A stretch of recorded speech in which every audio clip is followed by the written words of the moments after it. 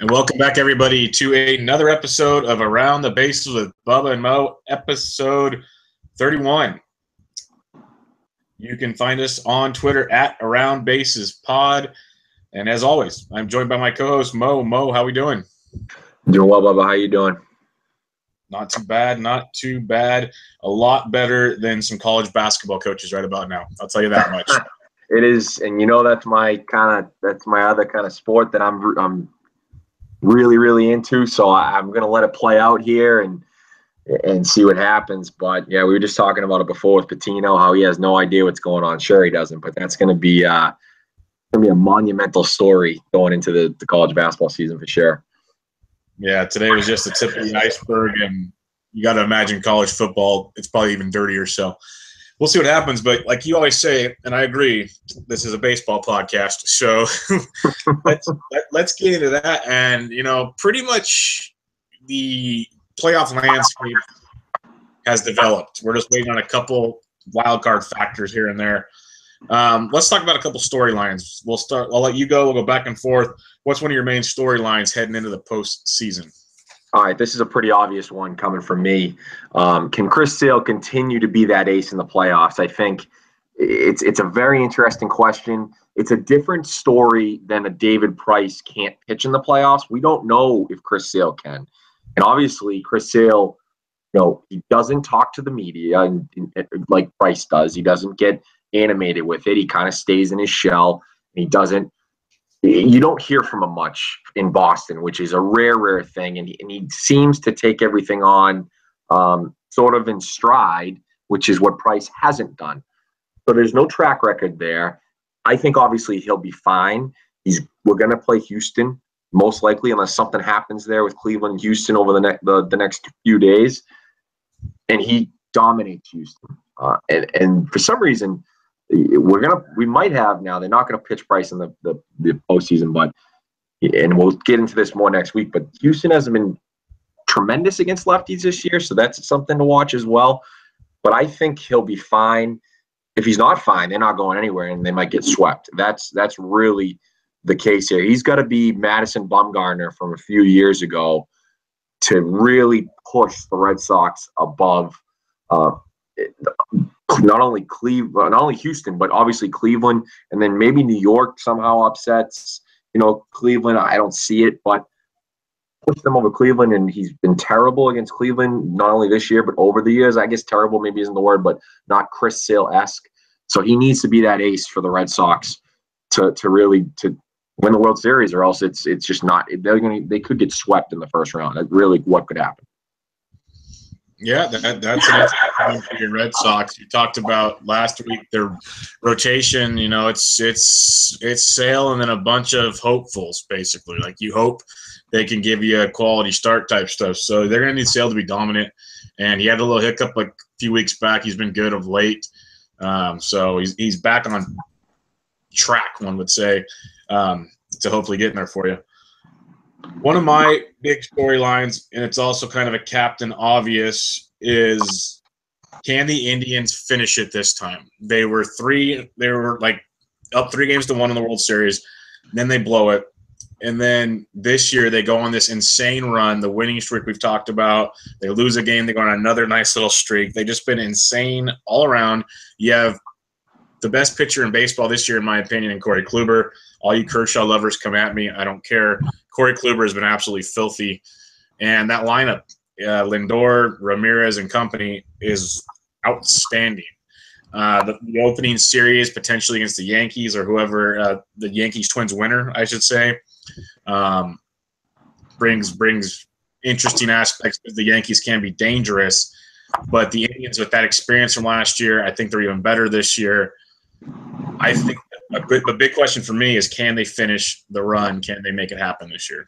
I'm going to comment on that later because that's kind of my third take, but I completely agree with you. I think they are the favorite, even though the Dodgers have been, hands down the best team kind of all season, minus, their last little blip, but that's baseball. They weren't going to go win 130 games. It wasn't going to happen. So I'll save kind of that for my last take. My second one And I'm going to preface this by saying they have to win the wild card, but do the Diamondbacks have enough to get to the World Series? I think you and I both, and we'll get into it more next week in our playoff preview. You and I both love what the Diamondbacks have done, especially behind my guy Lovello. I always have to mention my guy Lovello because he's been amazing. Ken Rosenthal wrote a tremendous piece in The Athletic about him, and just the atmosphere that he's created down there in Phoenix. I think they do have enough. I really do. I think the bullpen is the question. Can Archie Bradley be kind of that Andrew Miller? Fernando Rodney at 40 years old, he was terrible the first 2 months. He was tremendous through the rest of the year, and he continued to close games as he's been doing. There's no questions about the offense. I mean, Jake Lamb has again come back to earth, but Goldschmidt, JD Martinez has been the steal of the century because they gave really nothing up to get him. And they got him early, too. It wasn't like they got him July 31st. They got him early. So I think they have enough. Their rotation has been awesome. There were questions in the beginning of the season with Greinke's velocity. He's been a Cy Young candidate. Unfortunately, it's deep in the National League for that race, but he's been great. Bodley's been great. Robbie Ray's come back and been very good. The rest of the rotation, Taijuan Walker, and I'll be interested to see who Lovello chooses in that rotation. And if the fifth guy can go to the bullpen and maybe bullpen a little bit deeper, especially getting to Archie Bradley and Rodney. So I think they do have enough. I think you agree with that. I think a lot of people will agree with that. I think they have the best value in terms of if you are betting. They're going to be the long shot based on they have to win a game. So can they beat John Gray in that wild card game at home is the big question. And if they do, that Dodgers series will be very, very interesting. And I think there'll be a lot of people betting them and a lot of people picking them to maybe upset the Dodgers in that first series. Yeah, I'm on board with the Diamondbacks. I completely agree with all of that. And if you want to just expand on it even more, you could actually go into, are the wild card teams really scary this year? Because the DBacks are going to be scary, and the Yankees are so deep. Their bullpen's deep, and they're pitching with Severino and company in their offense. Obviously, they can be a very, very scary team coming in the playoffs. So the wild card teams in general are very exciting. But yes, the DBacks, we're both big fans. We've talked about that a lot.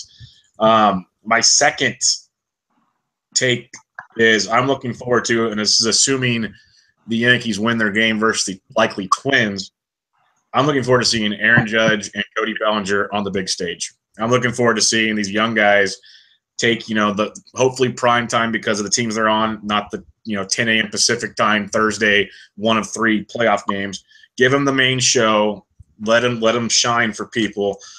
We talk about how much we love the youth of baseball, and it's just a couple of them. We can go over every roster, but we don't have all night. But there's so much youth coming into the playoffs. Those are two of the bigger names that have had amazing years. Most likely, unless something insane happens, they're both the rookies of the year. So it's going to be cool to see them on the big spotlight for the first of probably a handful of times in their career. A ton of young guys. Yeah, you mentioned it, and we have Benintendi, and you can even include Betts in that, and a few other guys if Bogarts can figure it out, Devers. And then, yeah, like you said, I mean, Bellinger, Judge. I mean, you could see even if maybe Clint Frazier makes the roster. I'm not sure he will for the Yankees. And then, Gary Sanchez. I'm blanking out on a few other guys, even, kind of unheralded guys like Chris Taylor for the Dodgers. And I think the big question there also, and I hope I don't steal your take, but is Corey Seager healthy? So that's another question there. But my third take, and what I was kind of saving as Chris Sale gives it the home run there to Donaldson, that's wonderful, I think this is the most wide open playoffs in years. And the reason I say that is you look at last year, and the Cubs were the big favorite in my opinion. It was not a deep playoffs. The Nationals were good. The Dodgers were good, but Dodgers had bullpen issues. So did the Nationals. They had Melanson, but for the most part, their bullpen wasn't great. And the Cubs were the favorite. I mean, the Giants gave them a little run, but I think you can admit that the Giants didn't have their best team last year. And then in the AL, it was the Rangers were flawed. Everyone, kind of made fun of the Rangers. The Blue Jays were probably the team that people put, the most, surprisingly, with their pitching staff. The Indians were flawed because they were losing. They lost everyone except Kluber. And in the Red Sox, you didn't know about Price. Porcello won the Cy Young, but you didn't really know about him in the playoffs. So everyone had flaws last season, really, except for the Cubs.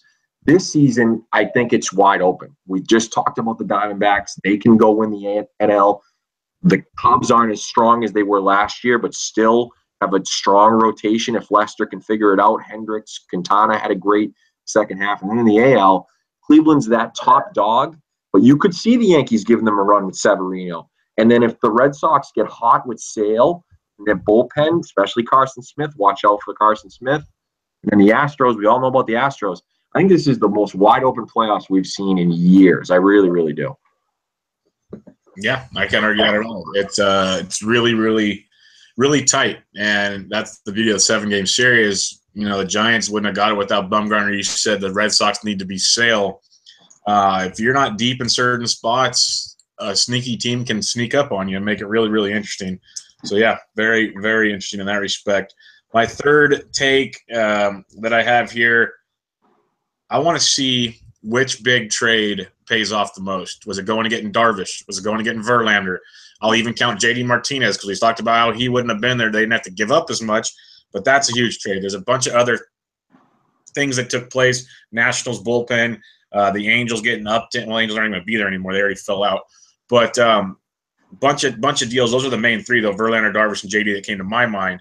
I want to see, does one of those deals catapult a team that was already somewhat considered a contender, at least in the Dodgers and the Astros? Does it help them get to the finish line, or at least closer to the finish line this year? Yeah, and I will add to the trades, Sean Doolittle, Ryan Madsen for the Nationals. I think they've solidified that bullpen, and that was the big question mark all season for the Nationals. They've both been tremendous. Even Brandon Kinsler, he's been great. So yeah, definitely the trades. I think I would include those in there. But I think you're right. I think the number, the really the top two in my opinion. Actually, I'll call it top three. I think it's the three pitchers. I think it's Darvish, Verlander, and Sonny Gray. Because if you get pitching in the playoffs, especially starting pitching, front-end starting pitching, if they pitch like they're supposed to pitch, then that's going to win any trade, in my opinion, and that's really where it is. I like that, Bubba. I like all the takes we had. We had 6 different takes, which is that's something different from what we normally get to. We normally have the same ones, but let's get into some topics. Just a quick one for the offseason. Marco Estrada signed an extension before the season ended with the Blue Jays, 1 year, $13 million deal. What do you think about this for the Blue Jays for 2018? For the Blue Jays in 2018, it's good for the fact that it gives them another piece in the rotation to go with Stroman. They don't have to worry about it in the offseason. It's all said and done. That's there. They still have a bunch of question marks to go. It's an interesting deal for the fact that, Estrada's a good pitcher. He had a massive hiccup in the middle of the season, but he's a good number 2 or number 3 in the bigs. He's, league average on a lot of his stats, a little above league average in some. The part that's funny, if you read some of the articles and takes out there, Rosenthal wrote a great one at The Athletic. The Players Union frowns upon this kind of thing because he did it his last time out when he signed the 2-year, $26 million deal. He signed it before the season ended. Now he signs this one. They want you to go test the market. They don't want you just conceding to what, the team, and even though Estrada's always said, I want to be here, they don't want him conceding to these standards when he could have tested the market and got 2 or 3 years, more money, so on and so forth. I have no problem with it. I think it's great because, if a guy wants to be somewhere, take a team-friendly deal and make it work. I thought one of the interesting parts they got out of this when Estrada was interviewed, the reason it's only 1 year is it works great for both sides. Estrada will be close to 36 by the time he's ready to be a free agent again, so that the Jays don't have to take on a big risk. At the same time, the Jays told him, we'll build a 2018 team that's going to compete, but then after that, we pretty much have to rebuild. So he didn't want to be a part of the rebuild, which makes it interesting. So it already makes you think, A, great trade deadline candidate next year if it goes wrong. B, he's not going to be in Toronto next year. So this could be a decent, we've seen in the past how like a Samardzija, a Moore, a lot of those middle of the rotation guys can get pretty decent deals, even though he'll be older. He'll be a free agent in 2018 in a class that's already loaded, but interesting deal nonetheless, especially getting done so early. I was surprised at the deadline they didn't trade him. I mean, he wasn't having a great year, but I thought they could have gotten, some sort of prospect to maybe hit a lottery ticket there. I do love it for both sides because, as you nailed it, they're trying to contend next year, and he's comfortable there, so you really nailed it. And he's had a season maybe a little bit worse than what he is, but at the same time, he wasn't as good as what he was in 2015, 2016 with the BABIP being, 216 and 234, and now he's back up to 287, and you kind of get to that 4.70. He's probably more of a 4.4, 4.5 guy, but you're right, it does help him a little bit. And if he somehow has a decent year, maybe he can scrounge maybe a 2 or 3 year, $42 million deal, something like that out of somebody. I don't see it, but if he has another 3-1-3 year like he did in 2015, maybe someone will bite there and give him that 2 or 3 year deal at 36 years old. Yeah, definitely. It'll also be interesting to see because he could transition to a different ballpark in the future. Being the fly ball guy that he is now, pitching in that park, that's not the best situation. A very scary thing took place in Yankee Stadium this past week. If you're listening to this, you obviously know what happened. A little 2-year-old guy hit in the face with a line drive, broken bones in the face, but she's supposed to be doing okay, recovering. It's going to take a while to recover, obviously. So the big question around baseball is, should every stadium have safety netting? You look at Japan, they have it from foul pole to foul pole, essentially. That's kind of what they're talking about. What are your thoughts on this? Because it's very interesting. I've had very mixed feelings on it, but I can get behind it if it's something everybody wants to do. It's not going to affect me one way or the other, but I also can. I'll let you talk first. What's your thoughts on this? Well, obviously, it's a terrible situation. You saw Frazier get down on his knees. Same with Holiday. Tears in his eyes. It's something you really, really never want to see. I think Brian Dozier kind of nailed it. He said, not he's putting blame on the parents, but at the same time, number one, why do you have your 2-year-old down there? I don't think I would ever do that. And then we need nets. Now, foul pole to foul pole, I don't think that works. I think, there's 10 teams that have it. The Red Sox are one of them. I was at Fenway last night at the game. They have it all the way down to the dugout. And it works great because those people can't really react. And other people can't, maybe over the dugout they can't either. But I do think they need it at minimum to all the way to the dugout. I don't think it works foul pole to foul pole. I'm not sure that will ever happen. Maybe it will after this, but at least minimum, all 30 teams should have it to the dugout.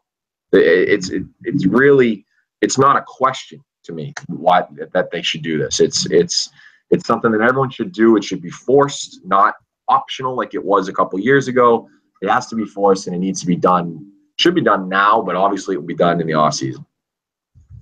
Yeah, it's just interesting. I want to see where they decide to finally call it good, because even you look at, say, Little League World Series. I believe Omaha also has it for the College World Series. It's foul pole to foul pole. So it has come into America. It's just, where do you stop it? Because what designates, the end of the dugout being safer than a section over from the end of the dugout in the front row? And at the same time, I agree with what Dozier says. I know it's very tough when you're behind the dugout, a line drive. You have little time to react regardless of how old you are. If you have a glove, I get it. But why do you have a 2-year-old there if they're not going to pay attention? I know it might sound bad of me to say that, but it's kind of my thoughts. Even when I go to a game and I'm drinking a few beers and I might have too many beers, at least if I'm in the front row, I'm staring at the game and kind of paying attention. I know at least enough to know what's taking place. So I think there's a lot to be said about it. I'm not against the nets. Behind home plate, they're fine. At Sharks games, behind the net, you can see right through them. They're not going to disrupt the way you watch a game. And that's what people are worried about. Yeah, some people think that. And honestly, when they started putting the nets in, I thought the same thing, that those folks that aren't behind home plate, they're used to it, but everyone else maybe not. but it really doesn't change much there. On to a couple of topics. And again, we're going to get into our playoff preview mostly next week, obviously. But we're going to cover a couple other topics here for teams that are outside the playoffs and rebuilding. The Braves, we mentioned them in a topic last week, how the front office is a little bit screwed up right now, and we don't really know why. We think that they're in a new ballpark. We think they're on the right track. They have, unless you talk about the White Sox, they're the number one, farm system in the league. So they have John Heyman talking about letting Brian Snitker go or only picking up his 2018 option, which would make him a lame duck, and then hiring Bo Porter and Ron Washington. Just so you know, Bo Porter, former Astros manager, Ron Washington, former Texas Rangers manager. Sniff, but we'll get into that in a take. They already work in the organization, Bubba. I just want you to comment on the manager situation and maybe a quick follow-up on why the Braves are a mess, but I think we covered that last week. Yeah, this one makes no sense to me. You have a rebuilding team, and you know there's going to be struggles, and they played very, very well this year. I don't understand this. The players love playing for Snitker, at least what everybody said. It seems more so that Hart and Coppola don't want him around. It's like they used him as, okay, you're going to fill the gap until we're ready. We didn't get Bud Black. You're going to stick around another year. Then we're going to get someone. It just seems very, very weird that you're rebuilding. You gave them a horrific bullpen. It's amazing that's been pieced together the way it has. Starting rotation has been garbage. Like, you signed Bartolo Colon, R.A. Dickey, and Jaime Garcia to help fill out a rotation. What's a guy supposed to do? If you're Joe Torre, you're not making that work. I'm sorry. It just doesn't happen. So I find this very interesting. I think it's more so that this isn't the guy they wanted to begin with. They want someone that'll listen to them. And so in that case, I don't know if Ron Washington's even the right guy for that, but we'll see. It's going to be interesting to see where this keeps going because you need to get somebody in there pretty soon that can handle young kids as you bring the Acunas of the world up and everybody else. This needs to get done very, very soon. And Snitker seems like a good guy. You read up on him. He's been in their organization. He's been in AAA with them. He's been with this team for a long, long time. He, quote-unquote, knows the Braves way. So it's very, very odd. Yeah, I thought, and I bring up Ravello again because he was rumored to take that job if they didn't give it to Snitker because he's good at developing young talent, as you've kind of seen in Arizona with a few of the guys they have there. It sounds like it's going to be Bo Porter. Ron Washington is an interesting character with what he did in Texas. He did a pretty good job there. They should have won a World Series. If Nelson Cruz doesn't maybe commit an error or so, you know all about that. But so he could have won a World Series, which is insane to say. But people rave about him and kind of developing baseball players in a good sort of clubhouse that he had in Texas. So it's very, very interesting to see what happens with the Braves. And you know that we'll be talking about them in the offseason. We'll probably get someone on to talk about them because them and the White Sox are going to be very intriguing to talk about with some of the young guys they got coming up and some of the first base star that they have in each place right now with Abreu and Freeman. Another side story to this is we mentioned Ronald Acuna quite a bit. In order for Ronald Acuna to play, they need to make room for him, and they got Markakis and Kemp kind of holding spots in the outfield that belong to him. Because Inciarte, who was a part of the Diamondbacks deal that brought Swanson over, he is not going anywhere. He's a staple for a while. He's still very young. But the two veterans, one of them has to go. What are you seeing on this? If they can somehow get rid of Kemp, who has become the San Diego Padres' fat Matt Kemp again, he's had a really, really terrible year. He's got 19 homers, I think, but it really has not been there. And he looks like, I'm not saying anything about fat people because, I'm a big guy, but, whatever. But he just looks like he's fat and happy down there eating all the briskets in Atlanta. It just doesn't look good for him. He's got, and let me just confirm, I think Markakis has 1 year left at and I got it right here. Markakis has 1 year left at $11 million, and Matt Kemp's got two years left at $21 million. So if they can figure out a way to get rid of Kemp, maybe eat some of that salary a lot, and then keep Markakis for 1 year, who's been okay, he's been fine, and he's a good role model for those kids coming up, especially Acuna, then you trade Kemp. It's very, very simple. I'm not sure anyone will take that contract. I don't really know who would. He's getting older. But I actually think it's crazy that contract's almost up. I remember when the Dodgers signed into that deal back in 2012. I thought it was a little, he had a great year. I thought it was a tiny bit crazy, but it's definitely Kemp is the guy. If you can somehow, some way, get rid of that contract or get him on like a Pablo Sandoval, Eddie Lacy weight clause. I don't know what to do, but add that into the contract and give him $100K every time he loses 5 pounds. I don't know what you do. Yeah, Kemp's quite an issue. It's funny, when he first came to the Braves last year, he played really, really well. We talked about it in our previews. When he got there, Freeman started rolling more. They actually played really well at the end of the season.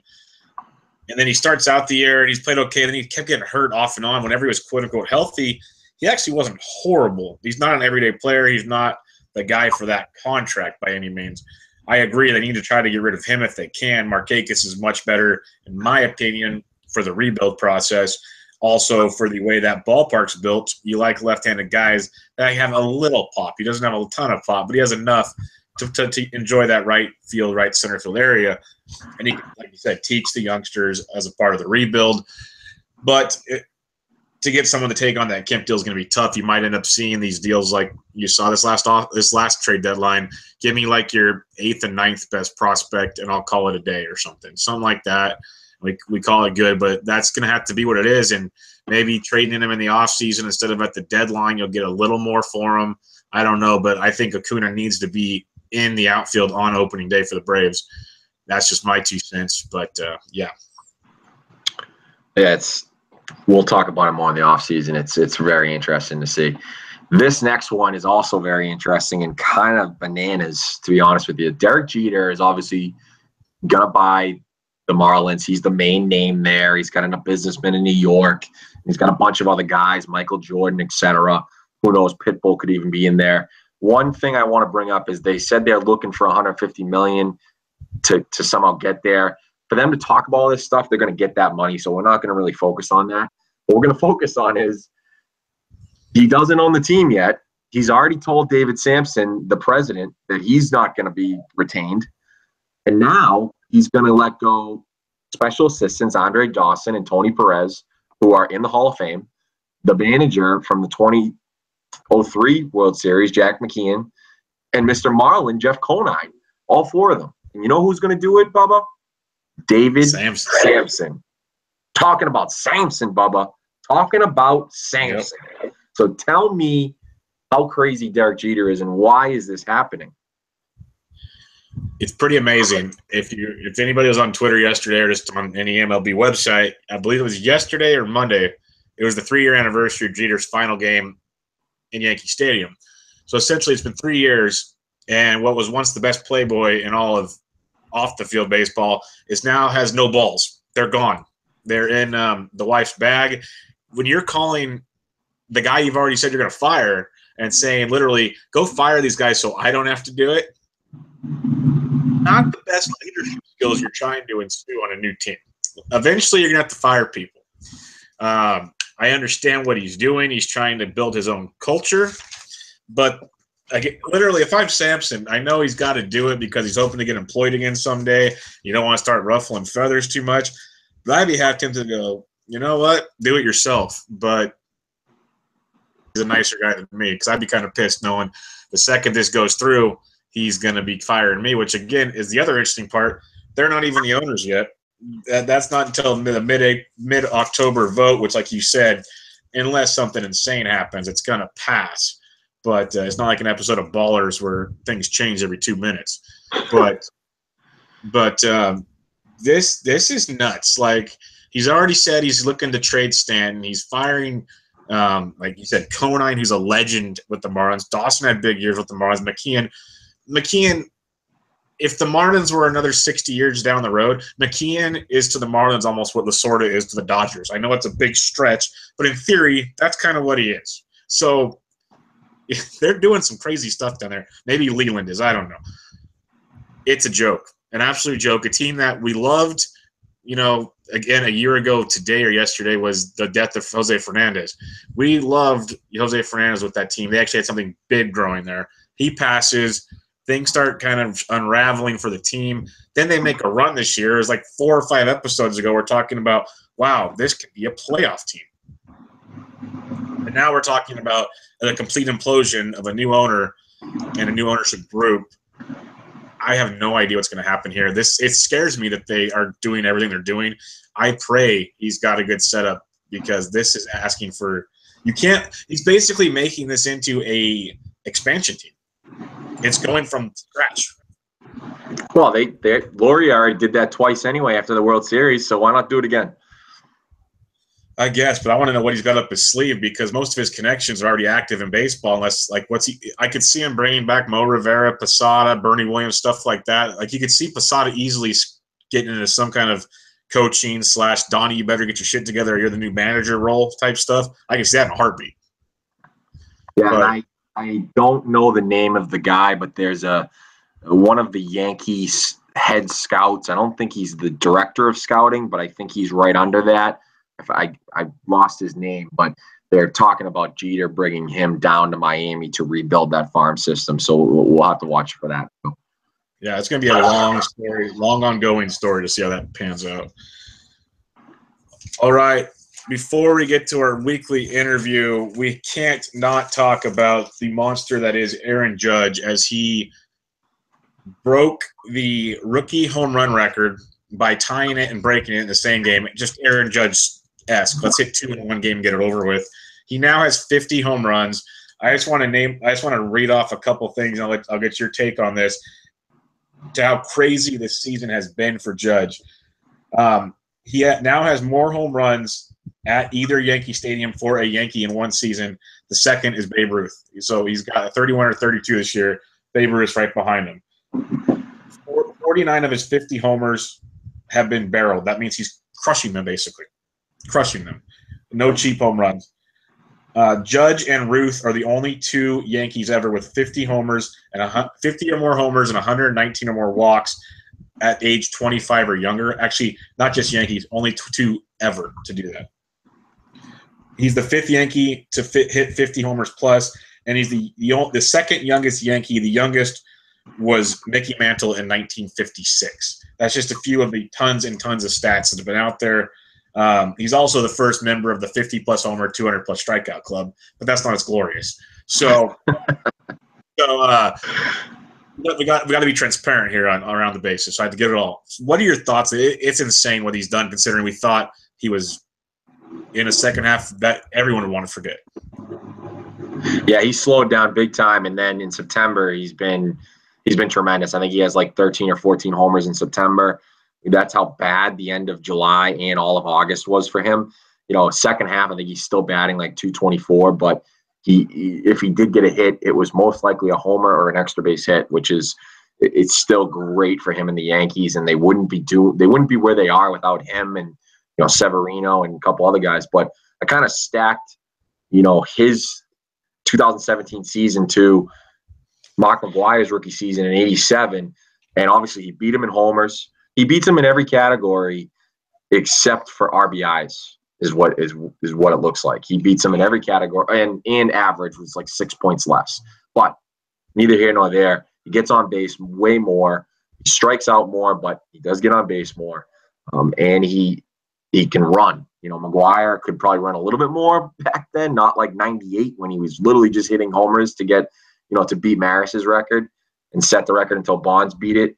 But he can run. And he's driving in guys, and he can steal a little bit. I mean, he might get to 10 steals. I doubt it. But, that's pretty good as well.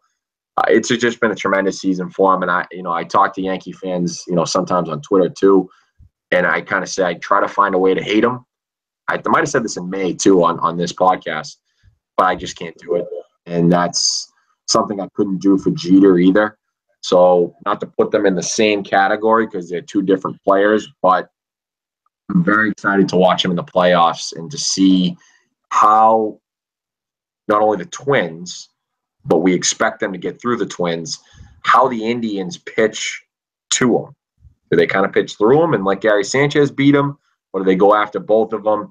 It's going to be very interesting to see, and I'm excited to watch it. Let's remember to talk about that next week. I have an opinion on that, but I don't want to be here all night. That is a good point, though. I want to talk about that later. We have raved over the Diamondbacks. We've drooled over the Diamondbacks. Whatever you want to call it, we've probably thought about doing it. So this week we had on Nick Piecoro. He's a Diamondbacks beat writer for azcentral.com. Sat down with him for about 20, 25 minutes, talked a lot of the stuff about the Diamondbacks. Just so everybody knows, this took place on Friday. So obviously since then, they've clinched the 1 seed in a wild card. They sold out their wild card game in like less than an hour. They partied in the pool. They've done it all. They are resting up and getting ready for the playoffs. So check out the interview, and we'll be right back.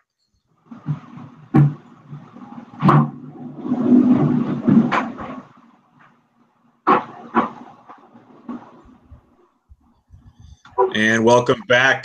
Pretty good stuff there. Lots of Diamondback talk, as you'd expect. Some very interesting stuff there about the possible rotation. JD Martinez, maybe, like 10% chance coming back, and what they're going to do with Goldschmidt. Got you some Lovello talk in there. Had to mention that. Tons of DBacks stuff. Very interesting stuff with the Diamondbacks. Let's move on to some fun stuff. The second half All-Stars. It's a little different angle of something we'll do. It's interesting because there are obviously guys that play better in the second half than the first half. There's call-ups that balloon. There's lots of ways to go about it. I tried to be a little different, but at the same time, I found myself coming back to a lot of the same, this is what you expected stuff. We'll go back and forth on this, Mo. Who was your second half All-Star catcher? So I kind of did the same thing as you. I kind of had my second half All-Stars. Then I had a couple of maybe honorable mentions for different positions to kind of for folks to kind of look at what they did, especially for fantasy next year. It was Gary Sanchez. He was tremendous. It's really interesting to see, especially where Judge was so out of whack from July 20th to September 1st. He really carried that team offensively. 20 homers, 49 RBIs, a 289 average and a 338 OBP. He just was tremendous. And then my honorable mention that kind of surprised me when I went and looked at it was Mike Zunino. He's really, really weird. I mean, the guy's a former number 3 overall pick. He had 12 homers, 26 RBIs. He batted .275 and got on base, a .371 clip for OBP. He still struck out 35% of the time, and that's something that he has to battle. But for him to have that good of a second half, and again, .394 BABIP, so it's going to come down a little bit. But that's pretty good for him because you think of him as really like a 225 to 235 hitter. I thought that was interesting, and I think it's one of the guys when I do investigate that catcher's position in fantasy next year that I got to really analyze and see which guy is what and when he should be drafted. Yeah, catcher's position is always really interesting. You can find those hidden gems. But my guy was this is one we are going to not be able to not agree on. Gary Sanchez, you hit 20 home runs in the second half. Like you said, you carried a team like Judge struggled. So much to be said about how well he's played. And you think about he came off an injury. Everyone's critiquing his ability to catch and, pass balls and all this stuff. He's been really, really impressive. And all the accolades that Judge is getting, you compare the two guys, they're very, very similar, at least career-wise, to start things out. So, yeah, Gary's my guy.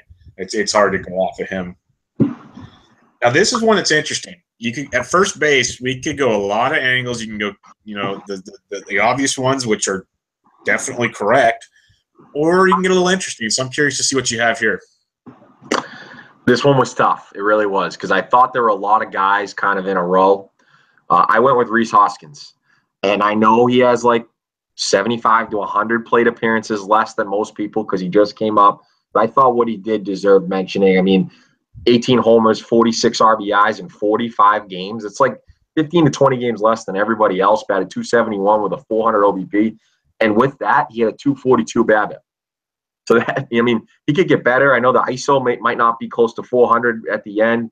He could get better. I just thought he was just tremendous for that team, and he was really fun to watch. It made the Phillies, that whole the whole young offense and Aaron Nola, I mean, they were a fun team to watch, even though they've been terrible all season, and they're going to be a top 3 pick or whatever they are. And then honorable mention, I had Goldschmidt, and then I did want to mention Carlos Santana for the Indians. And I want to mention him mainly because he had a great second half in his free agent year. I think he's one of the most intriguing free agents next year, just because of kind of his ups and downs a little bit, average-wise. And, he could be a DH in a few years. So I think that contract will be interesting for him. But I went Rhys Hoskins, Bubba.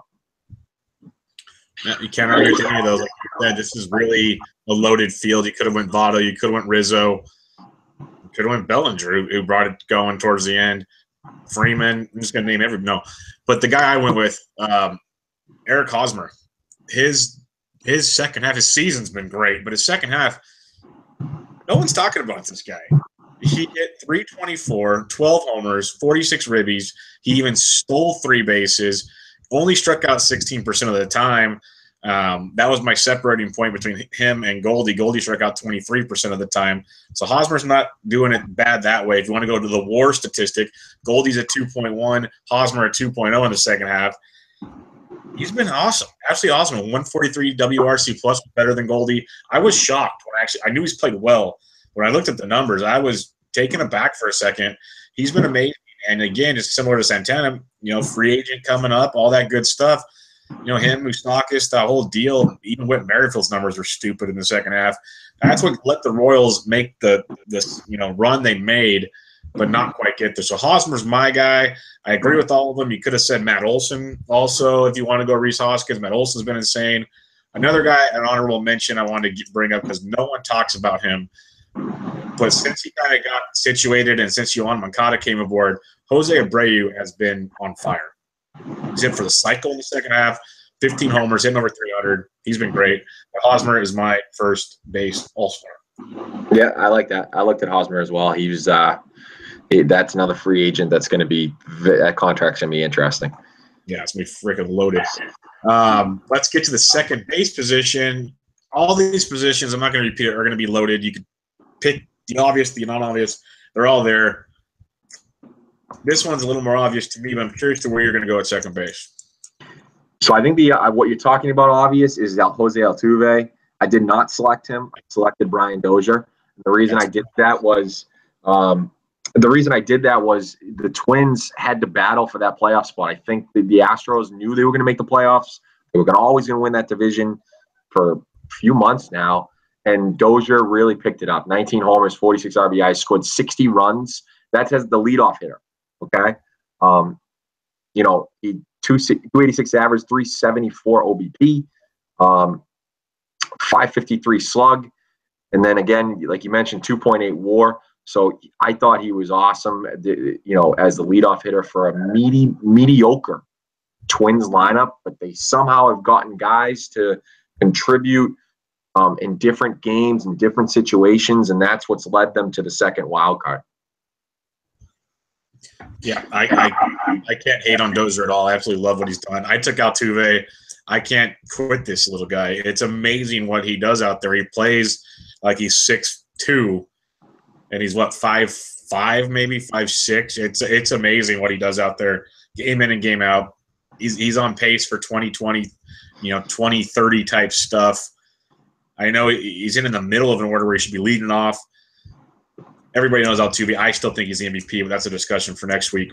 My honorable mention outside of Dozier is I'm kind of briefly mentioned Whit Merrifield. He was extremely impressive. But Jose Ramirez, what he's been able to do, he's been a massive, massive piece of that Indians offense. He's been outstanding. But for me, it was Jose Altuve. Yeah, can't knock it. For third base, the hot corner. This one I'm really curious to see what you had because I went a little different than what I was expecting to go at, but there's a few angles, including your boy. So what do you have at third base? Ooh, this one was really the toughest one, in my opinion, other than outfield because there's so many outfielders. I went with Nolan Arenado. I know the Rockies were in front of the playoffs, but he's a staple in that lineup. He's been great, and by the way, I went him like that, like really, really close. Bad radio. I'm really holding like it's less than an inch. It's whatever. 18 homers, 57 RBIs. 311, 393 OBP, 618 slugging. His defensive play is incredible. He strikes out only 14.7% of the time. I just thought it's easy to say him because he's top 3 if you want to include him and Chris Bryant and my other guy, Josh Donaldson. I thought he was just, in terms of getting them in the playoffs and a playoff run, I think he was great. My other guy was Josh Donaldson, who again hit his 23rd homer of the second half off Chris Sale tonight, and 50 RBIs in a bad Blue Jays lineup right now. Joey Bats is nothing anymore, and they don't have, and Smoke has cooled off a little bit. So I think Dozier, Donaldson, especially going into his free agent year next year, they're probably going to keep him. He batted 270, he gets on base 3, OBP is 389. So that was kind of my 1B guy in a way, but yeah, I went Arenado just by a smidge. Yeah, I can't hate Arenado. I'm big on Arenado. It's crazy you look at the third base position. Chris Bryant, Donaldson, Rendon, Suarez, Jose Ramirez there. Machado's huge second half. The list goes on and on. There's literally probably 15 guys. The 15th guy for crying out loud is Nick Castellanos, who's been outstanding. Absolutely outstanding. So third base from a fantasy perspective, loaded. Absolutely loaded. My guy, you hit on him, Josh Donaldson. That's what he's been able to do in that lineup has been crazy. You said it yourself. That lineup is horrible. There's no one hitting around him right now. The best hitters around him, like consistent-wise, is either like Urena, who's playing shortstop, Teoscar Hernandez is starting to hit the ball a little bit. But then the other guys, like you said, Smoke, Morales, Bautista, very inconsistent right now. Nothing's clicking. Donaldson has been outstanding, and I agree. I think they're going to keep him for sure now. There's already rumors that said they're going to. That Estrada deal, reading those articles, they want to be a contender. So unless it goes horribly wrong in the first half next year, Donaldson should be there for the whole year, getting ready for a super 2018 class where he's going to be overlooked by Machado and other people. That a team's going to get a steal for a few more years with him. But that was my all-star. Going to the shortstop position, this one I went chalk. What do you got here? Yeah, I went chalk to Lindor. He might have been the player of the second half, the hitter of the second half, honestly. I'll ring off some stats: 19 homers, 47 runs, 44 RBIs, 10 stolen bases, struck out only 12% of the time, 307 average with a 372 OBP. It's been ridiculous what he's done this year. And we talked about him at the beginning where he had a ton of power, high fly ball percentage, higher than normal for him, but he hadn't been hitting for average. And we wondered whether the home runs would calm down and get up for average, and I kind of said it did. I was half right. The average is back up, but he continues to rake, and he's been amazing. And he might have, I don't know what episode it was. It might have been one of the first ones where we talked about the young shortstops in the league. He might be number one now. He might have passed Correa, certainly passed Bogarts, which is just, it's really sad to watch Bogarts every day now. It's really, really sad. And might have passed Seager. He probably did. He's probably the number one shortstop in the league, which is crazy because, he was a top prospect, but I don't think he was as heralded as Seager was, as Correa was, and as Bogarts was. So that's very interesting to see. I did want to mention one honorable mention of guys that has had a good second half for a team that needed it. They're good for his standards. Is Jorge Polanco for the Twins. He's 306 average, 370 OBP, 9 homers, 7 steals, not striking out a ton. I thought that what he did compared to what he is was a huge help to the Twins, and it's another reason of many that the Twins are in that second wild card. Yeah, first on your Lindor stuff, even coming into this year, he was probably the 5th, 6th shortstop on most fantasy lists. Most people thought, average, leading off, he's going to score runs, steal some bases. The power was always a question mark with him, and everybody coming into this year even said last year was a joke. It was a fluke. He's not going to hit for power. Well, if you still believe that, I got some oceanfront property you might want in Alaska or something. It's going to be beautiful all the time because, my goodness, this guy, he's an amazing ball player. Nothing you can say bad about the guy. You mentioned Polanco. That's a great honorable mention. And then Tim Beckham, one of the big Rays failure this after this trade deadline. He's been outstanding for the Orioles. And then a guy I forgot to mention at second base. He's eligible all over the diamond. But looking at his numbers and perception he carries, you wouldn't expect it. But Javi Baez has had a second half that's been outstanding. We know he strikes out a ton. He strikes out almost 31% of the time. But he's hitting .292 with 13 homers, 42 ribbies, and 7 stolen bases. If I would have given you that blank line with no name, would you ever have guessed Javi Baez? Nope. Yeah, I saw those numbers, and I'm like, there's no way. This has to be a typo. But no, it's on every page. It's consistent. Fangraphs doesn't lie. Javi Baez has crushed it the second half. I was shocked. I had to bring it up. Thoroughly shocked. Yeah. Let's go to the outfield. You give one, I'll give one. We'll do 3 each. Kick it off with your first one. I'll go with chalk again, Giancarlo Stanton. I don't need to really explain what he's done. Everyone knows what he's done, so I'll keep it at that and send it to you for the next one. Yeah, I have Stanton as well. So we each have Stanton. What's your second one? Okay, well, we probably both have this guy too, JD Martinez. Yes, we do. What's your third one? We could have this one, but maybe we don't. Charlie Blackmon. Nope, that's all you. Okay, so Charlie Blackmon, again, playoff race, and I did push that a little bit over some other things. He had a great second half, 16 homers, 62 runs. You know, he's only 36 RBIs, but he's the leadoff guy. He batted .340 with a .426 OBP. He was tremendous. He really was. He 3.3 WAR, which I think was like tied for third in terms of WAR for the second half, but behind Lindor and Stanton. So he was tremendous. He's going to get a huge contract coming up as well. It'd be interesting to see what happens there. But yeah, that's my third one, Bubba. What's your third? There's obviously a lot of options in the outfield. You got Buxton, Rosario for the Twins have been great. You have, Bellinger, Ozuna, tons of great options. I was torn. I wanted to go Justin Upton, who's been phenomenal, but I had to go Mike Trout. Ooh. What he's been able to do coming back from the disabled list and picking up where the team stayed. The team kept winning for him. To pick that up has been absolutely amazing what they've pulled off there. He hit rarefied air yesterday when he hit an absolute 452-foot bomb on James Shields. It's his 30th of the year. He's hit 30 home runs in 4 of 6 seasons. His other 2 seasons, 27 and 29. This guy is the best baseball player, period. This right now might be one of the best baseball players of the decade. This guy is doing things that just don't exist. And people just look at stats will overlook him. This guy is amazing, and he is an all-star for me. I did not have Trout for some reason. I just didn't have Trout on either my 3 or I had a couple honorable mentions. You mentioned Justin Upton. Another storyline in the offseason, whether he stays or opts out. He had 20 homers in the second half.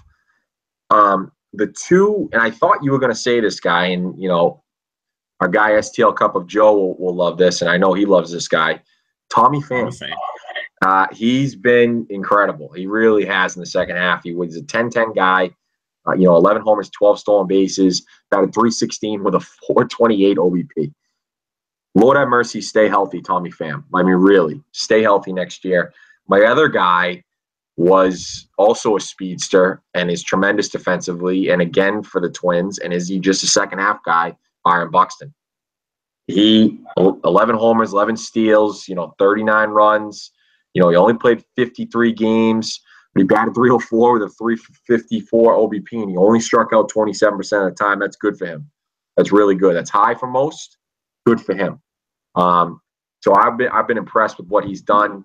Again, another intriguing guy to kind of analyze in the offseason. I know people have said he's changed his swing a little bit. That's something to analyze to see whether he can do it next year. And I can't wait to watch him in the one-game playoff. I hope he somehow, if the Twins win, I hope he's in front of that win, going 3 for 4, making a diving catch, because that would be some fun baseball to watch, and the Yankees would lose, so that would be great. Say something. Josh Donaldson hit his second of the game off of Chris Sale. I was going to interrupt, but I wanted to let it go because I'm steaming right now. So yeah, it's great job. And that wasn't even a jab at you. It was just a point of how crazy he's freaking. Well, I know it wasn't. It was just like, why are we pitching to him? It doesn't make any sense. Yeah. Let's go to the pitchers. Do a starting pitcher each. I went chalk. Who do you have? Yeah, I went chalk too, Kluber. Yeah, he's too good. So give me your honorable mention or a couple guys that you had. One honorable mention I really, really liked was Luis Severino. I was big on him. Yep. And another one because of where he was traded to and his impact, but just overall his second half numbers are outstanding, is Justin Verlander. He's been pure filth. We are 3 for 3 there, Bubba, on the starters. The only thing I caution with Verlander is in the second half, and he's still great.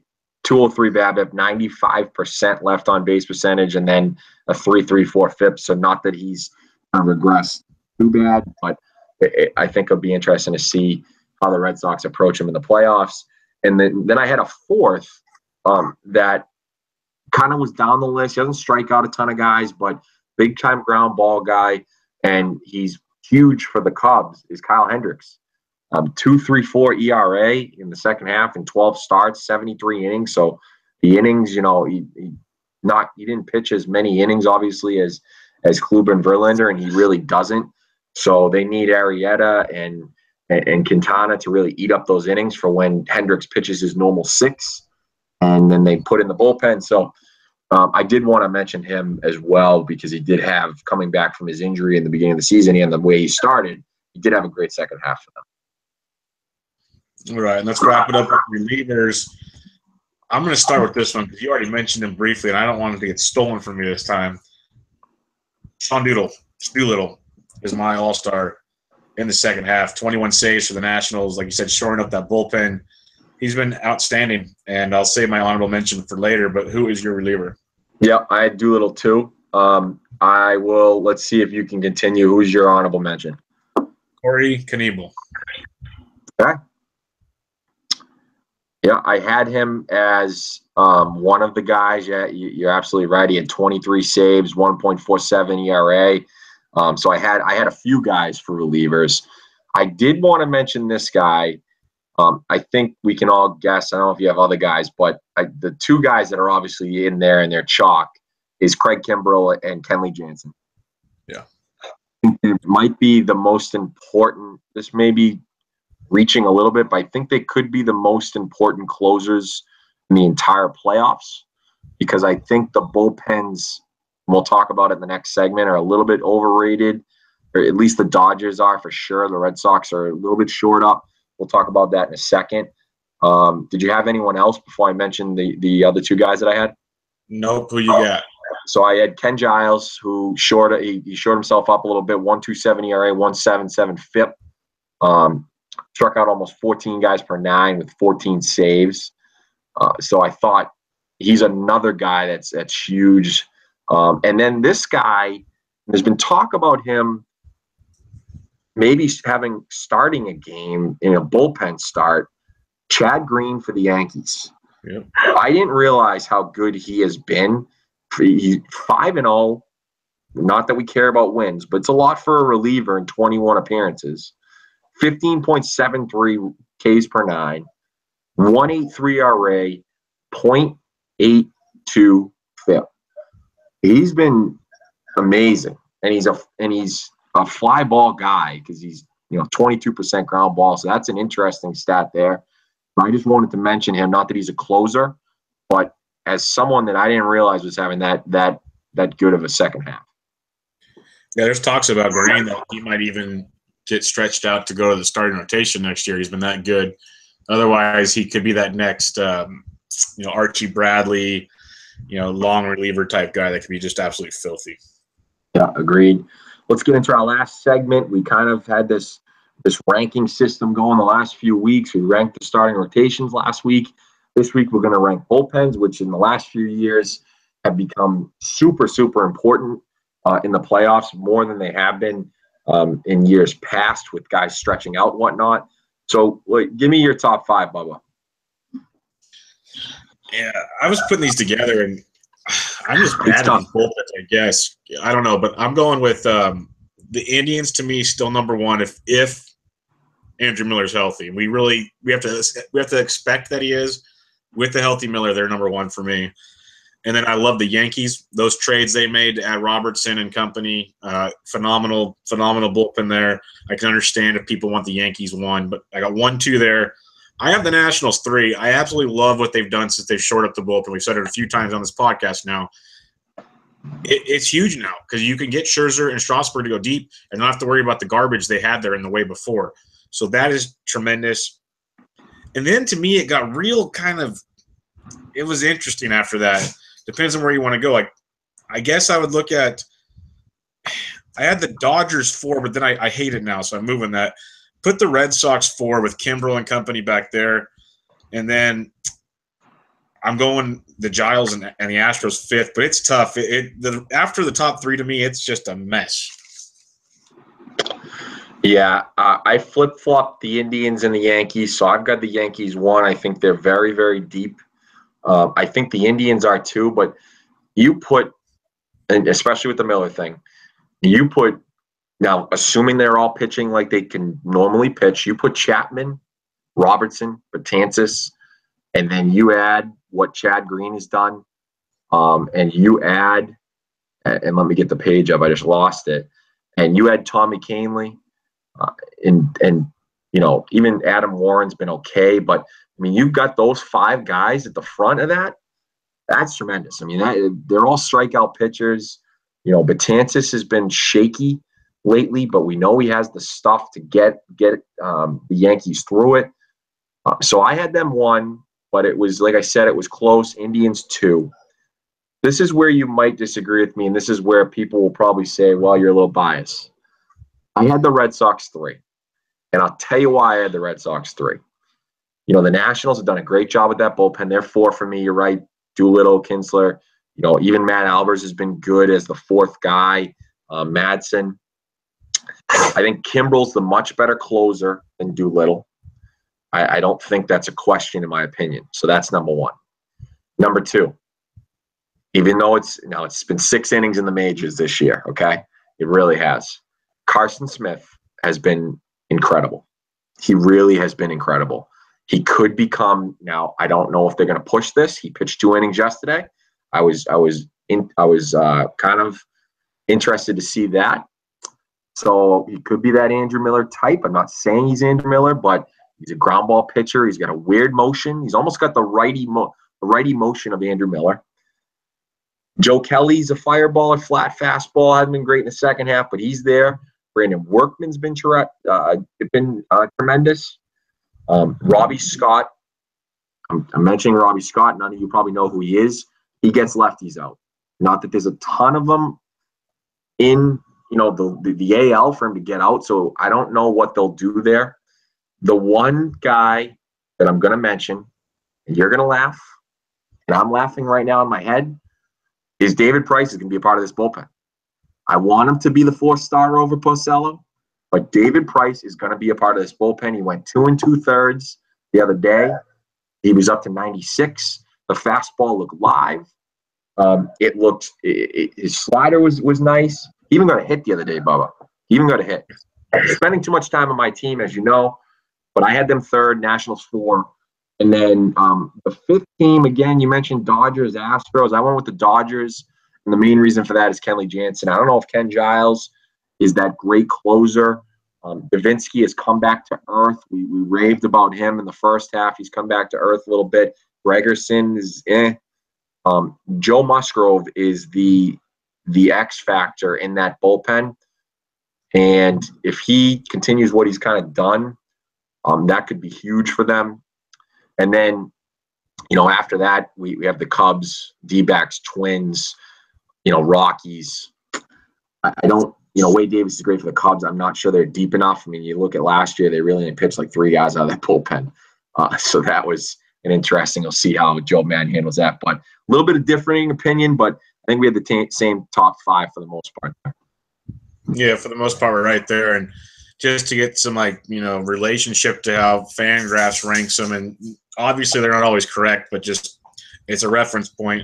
They had Yankees, Indians, Red Sox, Dodgers, Rockies, Astros, Brewers, DBacks, Cardinals, Cubs, Nats, Twins. That's for the whole season. So, the Nats, that was like a half a season of garbage in there. But that's where they rank all those teams. So pretty much, at least the top few, we were all on the same page there. And I'm glad you brought up David Price, because I wrote a little note down here to ask you a question about him at the end about his base hit. First off, for a guy that doesn't want pitchers to hit in baseball, what were your thoughts on that? I was screaming at the television. I was like, why is John Farrell doing this? Imagine if David Price either gets hit with a pitch or runs to first and tears his groin or his hamstring. They would have to fire him. They'd make him walk home from Cincinnati. I mean, it really was incredible. My first thought was, oh, this is going to be funny. And then as I thought about it and it got into the at bat, I'm like, this effing idiot John Farrell is batting David Price right now. I mean, I was stunned, absolutely stunned. And then when he got that little seeing eye single off the end of the bat, it was kind of hilarious, and the team was loving it. And they love their David Price, so who doesn't? Yeah, I was thinking about you on that one. I had to know how it went.